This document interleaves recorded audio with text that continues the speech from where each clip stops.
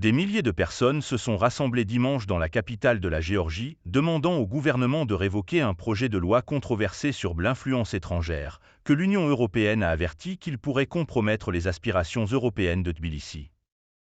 La nation du Caucase de la mer Noire a été secouée par des protestations antigouvernementales massives depuis la mi-avril, lorsque le parti au pouvoir, Grève géorgien, a relancé les plans pour adopter une loi que les critiques disent ressembler à la législation russe utilisée pour faire taire les critiques. Le parti avait été contraint de retirer une mesure similaire il y a un an, après une vague massive de protestations dans les rues qui ont vu la police utiliser du gaz lacrymogène et des canons à eau contre les manifestants.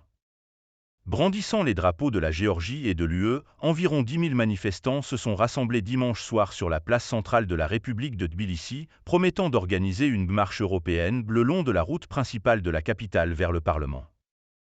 Le rassemblement a été initié par environ 100 groupes géorgiens de défense des droits humains et des partis d'opposition qui avaient auparavant gardé un profil bas dans les manifestations quotidiennes dominées par les jeunes.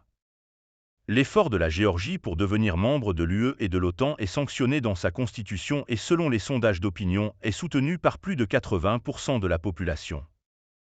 Grève géorgien insiste sur le fait qu'il est profondément pro-européen et que la loi proposée vise uniquement à accroître la transparence du financement étranger des ONG. Cependant, les critiques l'accusent de diriger l'ancienne République soviétique vers des liens plus étroits avec la Russie.